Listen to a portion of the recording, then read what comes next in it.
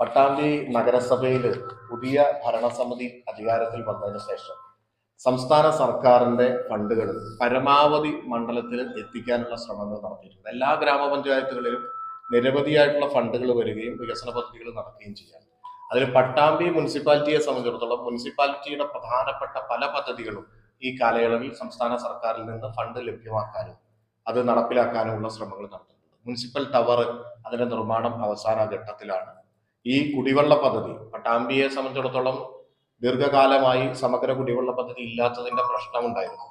ഈ പറഞ്ഞ വിമർശനം ഉന്നയിച്ച ആളുകൾ ഭരിക്കുന്ന കാലത്ത് പൂർണ്ണമായി എല്ലാ പൈപ്പുകളും, എപ്പോഴും നമുക്കറിയാം റോട്ടിലൊക്കെ പൈപ്പുകൾ പൊട്ടി വലിയ പ്രശ്നമാണ്.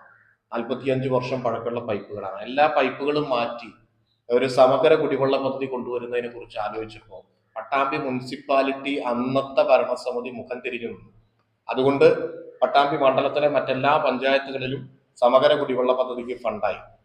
പിന്നീട് ഈ പുതിയ ഭരണസമിതി വന്നതിന് ശേഷമാണ് രണ്ടാം ഘട്ടത്തിൽ എങ്കിലും അമൃത് 2 ഫണ്ട് നമുക്ക് വിനിയോഗിക്കാൻ കഴിഞ്ഞിട്ടുള്ളത്.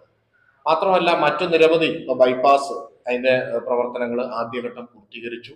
നിരവധിയായിട്ടുള്ള ഗ്രാമീണ റോഡുകൾ ഈ ഘട്ടത്തിൽ നമുക്ക് പൂർത്തീകരിക്കാൻ കഴിഞ്ഞു. ടൗണ് നവീകരണം അടക്കമുള്ള നിരവധി പ്രവർത്തനങ്ങൾ നടക്കുകയാണ്. അപ്പോൾ വികസന പദ്ധതികൾക്ക് പരമാവധി സംസ്ഥാന സർക്കാരിന്റെ ഫണ്ടുകൾ ഇവിടെ ലഭ്യമാക്കുമ്പോൾ അത് നഗരസഭ നേരിട്ട് അതിന്റെ എല്ലാ പ്രവർത്തനങ്ങളും ചുക്കാൻ പിടിച്ചുകൊണ്ട് വളരെ വേഗത്തിൽ അത് പൂർത്തീകരിക്കുമ്പോൾ ഉണ്ടാകുന്ന ജാള്യതയിൽ നിന്നാണ് അവർ പറയുന്നത്. വികസനം നടന്നില്ല എന്നല്ല പറയുന്നത്, വികസനം നടന്നു എന്നല്ല പറയുന്നത്.